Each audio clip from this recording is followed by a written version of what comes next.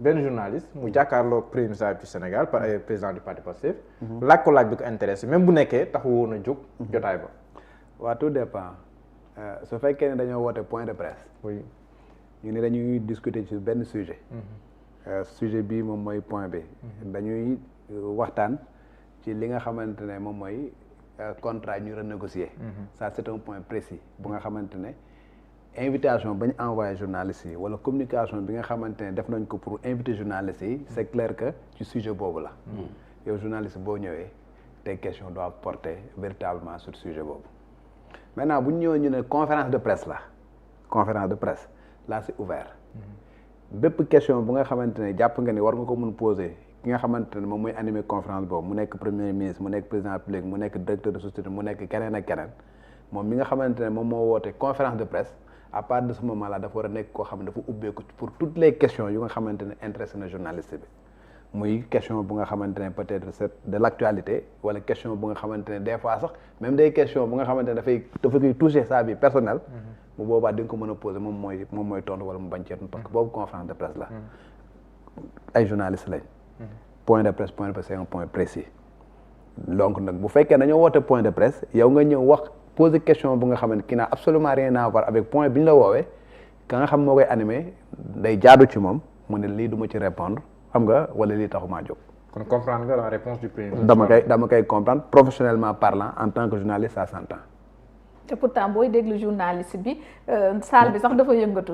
journaliste yi ci wàllu boppam ñoo njëkk a xaw a mel ni ko acharné wu ci moom le fait que moom dafa laaj leneen lu bokkut ak li leen fi indi moom mi ngi naan sax bah je suis libre tout le monde est libre. voilà parce que point de presse la ñu woote. point de presse la ñu woote un point de presse c'est un point précis. donc ñun ñëpp ñu nga xam bu ñu fay dem xam nañ ni lii lañ fay doog a waxtaanee. négociation voilà maintenant nag. bokkul ak par exemple ministre bi ñëw inauguré def la muy def ba pare génn nga koj ko peut-être ut benn à côté. loolu journaliste da koy def. waaw loolu moom tam ko di def waaw. boobu à côté lay doon. voilà def sa ITV. waaw la mu def na ko ba pare. def na déclaration def na la muy def ba pare après par na pam di dem. pour dem dugg ci otoom. nga sàcc ko poser ko benn question cabaxale consort loolu ci journalisme la bokk. su ci répondre am nga scoop bu ci répondre y a pas de souci. mais est-ce que tam mënuñoo sentir ne journaliste bi lii la ci bëgg parce que Ousmane Sonko sax fàttaliku na le premier ministre c'est pas la première fois mu def lu ni mel. digression day faral di am si genre ndaje wi. waaw kooku boo xoolee la nga xamante ne moom la ñu woote loolu ko tax koo jóg. amoon loolu prétexte la woon. pour que la nga xamante ne bëgg na ko poser mu poser ko. question politique la poser. voilà donc nag kooku nag ki nga xamante ne moom moo woote moom mooy mat bu toll ni lii nga bëgg man dama la ko jox parce que man lii moo ma tax a jóg. te la nga xamante moom laa jóg pour communiquer ca loolu laay communiquer bu fekkee ne neex na fa la xam bu fekkee ne neexul également wax dëgg yàlla moi je reste sur mes principes. et loolu mënuñu ko reprocher le PM. d'accord honnêtement. léegi exercice bi Daouda. à peu près même question mu posé maître moom laa lay posé exercice bi d'abord balaa di ñëw dans le fond. gis nañ ne premier ministre moom. génn yi moom c'est fréquent moom. bu dul assemblée di conférence de presse wala yeneen. loolu nan nga koy jàngatee en tant que journaliste. waaw man benn bi bu fekkee ne am na lu ma mës a reprocher le premier ministre. peut-être bu fekkee ne dafa def mélange de genre. bokk naa ci ñu nga xamante ne peut-être des fois ñu wax lu nga xamante ne ñi ànd ak ñoom sax dañu jàpp ni dafa ñàkk si jëmale ko ci moom. mais je reste sur les principes. tey bu fekkee ni dañu ñëw ñu woote lu nga xamante ne mooy journée des martyrs ñu woote ko par exemple loo xamante ne c'est le parti qui organise. yow nga ñëw foofu après di ci wax wala benn ministre ñu jox ko parole muy wax ni xaalis bi nga xamante ne dañ ko jotoon ci nguur gi bañ koy distribuer nañ ko ñu nga xam ay mat ñu bokk ci parti bi loolu damay considérer mélange de genre la. parce que ce n'était ni le lieu ni l'endroit parce que xaalis boobu nga xamante ne dañu wax ni dañ koy jox les martyrs c'était pas dans le cadre d'un parti politique c'est dans le cadre d'un État. donc c'était pas le cadre approprié. foofu damay wax ni y a un mélange de genre mais tey bu fekkee dañuy waxante rek yàlla. Le fait que le premier ministre di dem fréquemment à l'Assemblée nationale on n'avait pas l'habitude de voir ça moom la Abdou Nar wax sànq maître rupture la te il faut dire que c'est une rupture le premier ministre bi ñu ko fii nommé ba léegi premier ministre ñaata yoon la dem Assemblée nationale di répondre à des questions écrites te dès la première fois la waxoon dinaa fii ñëw fréquemment di répondre à vos questions xam nga parce que députés yi quand même c'est des gens qui sont élus par le peuple sénégalais ñu am obligation représenter le peuple bi nga xamante ne moom moo leen fa teg am obligation préoccupation des Sénégalais ñu dégtal ko ñi nga xamante ne ñoom ñooy les gouvernants parce que ñooñu du ñoom ñooy gouverner ñoom ñooy voter les lois mais bu ñu waree voter les lois bu ñu voter les lois également dañu war a contrôler l'action gouvernementale et en tant que ñi nga xam dañuy contrôler l'action gouvernementale day jaadu ci ñoom que les préoccupations des Sénégalais ñu jotale ko les autorités yi nga xamante ne ñoom ñoo war a jël un certain nombre de choses donc le fait que le premier ministre di dem fréquemment à l'Assemblée nationale avec ses autres ministres dafay nekk lu nga xamante ne man jàpp naa ni noonu la war a demee te loolu lañ doon xaar ci moom en tant que premier ministre tey sa sortie d'aujourd'hui boobu aussi moi j'estime loolu sama sentiment personnel la man c'est ce Ousmane Sonko là que je préfère man personnellement man en tant que je parle même pas de journaliste en tant que citoyen sénégalais c'est ce Ousmane Sonko là que je préfère ce Ousmane Sonko là bi nga xamante ne moom moo ne woon dañoo bëgg ñun bés bu ñu ñëwee ci nguur gi dañuy changer un certain nombre de choses mu wax ko waxati ko bindati xam nga am lu nga xamante ne moom la sant askan tey toute sa déclaration mënoo cee gis une once de politique tey mënuma wax ci li mu wax tey am na mélange des genres qu'est-ce qui se passe bi ma ñëwee en tant que premier ministre on a mis en place benn genre comité xaw ma commission voilà bi nga xamante ne dañ leen waxoon pour que ñu defal ñu liggéey sangam liggéey boobu bu ñu demee ba def ko ba pare day jaaru également nga ñëw ci askan bi nga ne leen man de defloo woon naa liggéey sangam mais bañ ko defee également lii mooy résultat bi nga xamante ne jëlee nañ ko fa lii lañ leen degte lii lañ nar a def boo xoolee commission bu mel nii defoon na ko également sur le foncier si vous vous rappelez bien sur le foncier daal di ñu ne dañu bloqué xam nga que mu nekk Mbour 4 que mu nekk corniche bi xam nga que mu nekk littoral bi voilà daal di mettre en place une commission ñu daal di ne woon sax président Descos ñi nga xamante ne ñoo nekkoon ci commission bi ñu daal di ko woon publier député yi sax voilà waa APR dañoo bañoon doon ne parce que forme bi leen invité moo leen neex mu ngi noonu bañ demee ba ci biir résultats yi bañ génnee également waxoon nañu résultats yi et c'était quelque chose bu nga xamante ne qui était salutaire aujourd'hui également ba nga xamante ne nañ wax nañ ci négociation contrat yi loo xamante ne depuis le début du mandat également on nous avait promis il avait fait une déclaration en disant que li nga xamante ne fekk nañ ko fi ci ay contrat dafa nekk lu nga xamante ne dinañ ko renégocier waat parce que jàpp nañ ni sénégalais yi gisuñu seen bopp ci contrat yi nga xamante ne moom moo am c'était une déclaration qui avait été faite ñun ñëpp également on savait que dans une république mënuloo dem ba nga ne yow yaa ngi dem ngay signer ay yenn contrat wala yenn convention yow même bu dul lu nga xamante affaire texte la élégance républicaine da ko bëggul que ni man mi nga xamante ne man maa war a dem maa ngi dem mais dinaa fi bàyyi lu nga xamante ne dinaa créer ay problèmes sax ñi nga xamante ne ñoom ñoo fiy ñëw c'est-à-dire que recruter naa des gens yu nga xamante ne j'aurais pas dû les recruter avant wala signé naa ay contrats yu nga xamante ne après ñoom ñooy ñi nga xamante ne ñoom ñooy payer les pots cassés loolu également ki nga xamante ne moom la ñu fal bu bees bu ñëwee day am obligation nga auditer parce que la reddition des comptes c'est pas tout simplement jàpp ay nit que ni def nañ luugal xam nga daal leen yóbbu leen ci kaso bi c'est pas que ça xoddi ko bala ngaa lakkale aujourd'hui ñi nga xamante ne peut-être def nañ naka sudul noonu def nañ ay ñaawteef nga jëleen yóbbu ci kaso bi c'est pas ça qui va régler les préoccupations des Sénégalais lii régler problème sénégalais mooy lan xaalisu réew mi kat jël nañ ko dugal ko ci naka sudul noonu su ma ko mënee dabuwaat naa ko dabuwaat su fekkee ne mënu ma koo dabuwaat naa arrêter la saignée mooy lan signé nañ ko ay contrat pour parler de l'exemple des ICS bi mu wax fii Sénégal yi ay baykat lañ pour la plupart xoolal engrais bi lu mu cher au Sénégal et la société bi nga xamante ne moom mooy defar engrais fii la nekk Sénégal boo demee en tant que journaliste ngay def ay reportage fa nga xamante ne fa la ICS nekk demal nga xool les populations environnantes nekkul Mboro voilà dëkk man voilà kon après di nga si ñëw kon yaa ngi dégg da ngay xool les populations environnantes la ñuy kaas xam nga à chaque fois par rapport à la dégradation de l'environnement par rapport ak li nga xamante ne moom la ñu war a jot en tant que ressource par rapport ak nangam seeni gone nga fa war a liggéey est-ce que am nañ seeni liggéey foofu noonu ci biir société ça c'est une chose. Le Premier ministre parle de manque à gagner. Par exemple à 1400. Voilà, yow, non seulement yow, tu as constaté ce manque à gagner là, mais le contrat arrive à échéance et tu décides, toi en tant qu'autorité, que le contrat bi man dum ko renouveler. C'est une responsabilité te loolu dafa nekk lu nga xamante ne man personnellement bu ma nekkoon à sa place ma waroon damay jël décision c'est une décision que j'aurais prise man personnellement parce que j'estime que yow yaa nga fa ñun ñëpp dañuy woote investisseurs yi ñu ñëw woote wuñu ay investisseurs pour que ñu ñëw accaparer suñuy ressources jël suñu xaalis après yóbbu ko seen bitim réew te ñun duñ ci am dara bu ñuy woote investisseur pour que bu ñëwee mu nekk gagnant-gagnant pour que ñoom ñi nga xamante ne jël nañ seen xaalis ñëw exploiter ñu gise seen bopp mais ñun ñi nga xamante ne ñoom ñoo am sous-sol bi ñun ñoo am la main d'œuvre xam nga ñun ñoo moom état bi nga xamante ne fa la meññeefteef boobu nekk ñu mën cee gis suñu bopp ci nañuy utiliser les ressources du pays gis suñu bopp ni suñuy gone dañ fa am ay xëy di fa liggéey gis suñu bopp également ci redevance ak taxe yu nga xamante ne da nga ko war a fay mu dugal ci gafaka gi loolu mu mën koo jël utiliser ko pour def ay projet ak ay programmes yu nga xamante dina profiter à la population sénégalaise loolu nag man tey su ma ñëwee ñu ne sama premier ministre wala sama président public jël na une décision pareille en tant que citoyen sénégalais j'applaudis des deux mains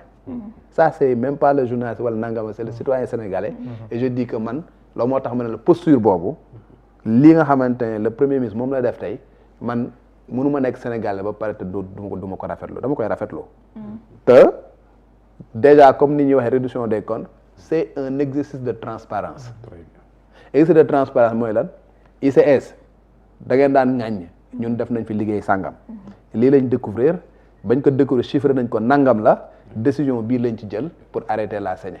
muy benn un manquement de 1075 milliards ba pare wax na ci exonération fiscale dañ koy wax te nee na lii yoon wax mooy assemblée la war a jaar way loi la war a nekk way wax na ko fiscaliste la waaw nga dégg fàtte woon naa loolu waaw loolu moom domaine am la dëgg yàlla domaine am la voilà waaw loolu moom dëgg yàlla domaine am la waaw donc moo la gën a xamante ne lan mooy lu nga xamante ne c'est du domaine légal loo xamante ne loi moom moo koy ke ak li nga xamante ne prérogative boo xamante ne président mën na ko jëlee consort moom xam ne limite parce que jàng na ko waaw te da ci doon liggéey wax dëgg fa yàlla sur ce plan là moom wax dëgg fa yàlla rien à dire donc exercice bi tey nga jël par exemple ñu ne am nañ fi ay sociétés yu nga xamante ne ay cimenteries yu fi nekk mais ñi tabax sonn nañ ci ciment de. bu baax bu baax a baax trop. non seulement ciment bi cher na. pour Sénégal am na si ñett. waaw non seulement ciment bi cher na. ci ñi nga xamante ne ay consommateurs lañ. te boo xoolee ni premier ministre bi waxee également la population gisuñu ci seen bopp. maanaam bu fekkoon dafa cher ci ñun. ñële di fay ay redevance yu nga xamante ne lu ñu joxe ci main gauche dinañ ko récupérer ci main droite bu boobaa sax mën nañu gis nañ suñu bopp parce que man dinaa wax ne man jënd naa saako ciment bi à 3000 francs wala 3500 francs mais société ba koy jaay mi ngi dugal ay milliards yu nga xamante ne tax na ma am poste de santé sama koñ wala tax na ma am ay tali yu baax sama koñ bu boobaa man dinaa wax ni wax dëgg fa yàlla société ba amal na ma njariñ parce que même bu fekkee ne peut-être saako ciment ba cher na mais amal na ma njariñ parce que am na lu muy dugal ci gafaka gi mais su fekkee ne société boobu nag mi ngi jaay ciment bi mu cher jël la mu waroon dugal ci gafak état dugalu ko fa donc damay perte doublement damay perte 10 damay perte lestek et bu boobaa nag wax dëgg fa yàlla investisseur boobu ñu ne woon ñëwal amalu ma njariñ te amalul njariñ réew mi tey jii boo jëlee également boo déggee Elimane Pouye la mu wax également ci Sogepa infrastructure bi nekk Diamniadio bi nga xamante ne Nations Unies moom moo ko war a kii xoolal lim ci expliqué léegi bâtiment bi xaaj nañ ko ñaar. xaaj nañ ko. et c'est des milliards qui vont entrer ci gafaga état chaque année.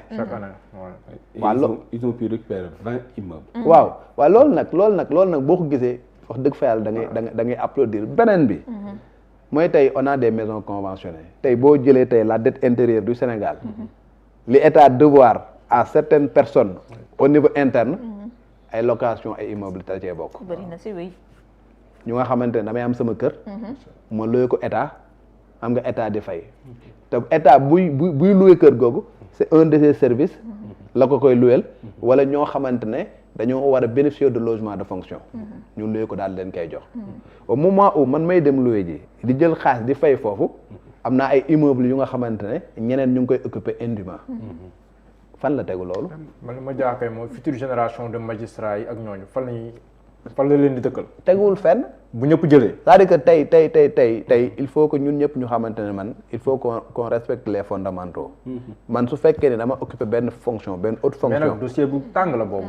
waaw mais parce que bëri na fii ñoo xam ne ni ay kii. gis nga fi mu dëkk moom ñu ko à la base de. waaw gis nga affaire bi lan la rek. li muy en général ce sont des personnes. gis nga li muy laaj. te parewuñu pour bàyyi. boo xoolee ba ñu njëkkee yëngal dossier bi tam déjà wane te pare nañ pour dem clamer la si kilifa yi ak yooyu noonu. non mais li muy laaj leen kese la. mettre l'intérêt supérieur du pays en avant, avoir le courage politique. C'est tout ce qu'il faut. Parce que ci cëppaandaw encore une fois l'intérêt général prime sur l'intérêt des particuliers. Parce que intérêt benn nit ñaari nit juróomi nit fukki nit 100 personnes au détriment de intérêt 18 millions de Sénégalais, mais le choix est vite fait. Et ce sont les personnes là, les 18 millions, je veux dire, qui sont en âge de voter, qui ont voté pour la majorité, qui ont le fal, c'était pour régler les préoccupations des Sénégalais. Et pour que régler les préoccupations des Sénégalais,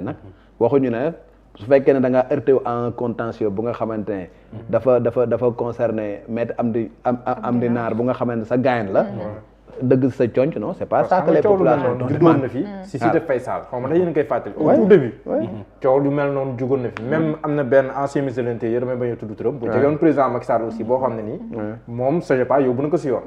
par rapport à cette maison xaw ma ndax xam nga ki may wax non xam naa dossier boobu dem na sax jugement voilà xaw ma ndax verdict bi génn na xaw ma ndax dafa nekk en délibéré mais jugé nañ ko y a pas longtemps donc loo ci mën di gis moo di man de li may wax mooy encore une fois l'intérêt supérieur de la nation moom moo primé surtout le président de la République ba muy prêter serment dafa prêter serment pour respecter la loi et faire respecter la loi def li nga xamante moom mooy les préoccupations des Sénégalais mu def ci xar ci tànk tubéyam pour gérer ko le premier ministre mooy ki nga xamante ne moom mooy coordonner l'action gouvernementale le président mooy définir la politique de la nation c'est le président qui l'exécute avec ses ministres léegi nag yow mi nga xamante ne yaa ngi koy exécuter benn intérêt supérieur de la nation mooy li nga xamante moom nga war a jiital deuxièmement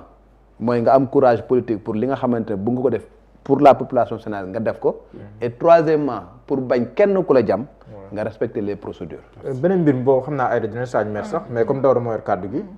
annoncé na ay commission d'enquête parlementaire waaw mu mel ni kon Ousmane Sonko la mu waxoon si justice amatuma si yaakaar bon loolu peut-être sama appréciation la mais mel ni léegi voie parlementaire bi tamit boobu la privilégié si dossier yu mel nii il a dit ça loolu nan lañ ko mën a jàngate am ñaar yi mën na ñëw fekk non pour man ñaar dañuy concilier wu man loolu laa jàpp parce que tey jii Assemblée nationale ne peut pas déclencher peut-être une procédure judiciaire sauf bu fekkee ni dafa concerner le président de la République par exemple mu nekk haute trahison ñu war koo dem mettre en accusation wala des ministres qui sont passibles devant la haute cour de justice je parle sous le contrôle de maître voilà comprends nga donc tey l'Assemblée nationale peut prendre l'initiative de voter une mise en accusation contre un ancien ministre bu defee enquête parlementaire gis ni kat wax dëgg fa yàlla ñun gis nañ ni ay luubal am na ak lii te lii on considère que ni ki ko defoon ministre la woon dans l'exercice de ses fonctions et que y a telle infraction bu nga war nañ ko topp et dafa nekk ko nga xam ne dafa bénéficier du privilège de juridiction ñun ñu déclencher la procédure commission des lois mu jaar fi mu war a jaar ñëw plénière ñu vote mise en accusation yóbbu ko commission d'instruction de la haute cour de justice ñu enclencher la procédure bu dee keneen ku nga xamante ne daf cee laaleeg nangam ak nangam et consort bu ñu ñëwee def seen commission d'enquête def les résultats bu bopp à part de ce moment là enquête bi war a ñu jox procureur mu enclencher lu mu war a enclencher parce que tey même boo déggee ay ma buuba ils ont utilisé des termes yu nga xamante ne ce sont des infractions surfacturation infraction pourtant maître Oumar Youm ne woon na code pénal ba mu daj amul délit bu tudd surfacturation non affaire bi doo wax ni par exemple mais da nga surfacturer pour lan pour jël alalu jàmbur donc délit bi du doon surfacturation c'est le détournement de deniers publics nga si jublu c'est clair da ngaa falsifier lu waroon a jar 100 francs nga def ko mu jar 1000 francs il y a un manque à gagner manque boobu yow tu as pris indûment de l'argent public c'est un détournement de deniers publics donc infraction bu du doon surfacturation mais ce sera un détournement de deniers publics na nit ñi surfacturer xool d'accord. alors maître sànq dañu tudd ICS nga ne fa laa dëkk foofu nag population bi sax dañ fa yàgg di porter ay combat daf may fàttali Pape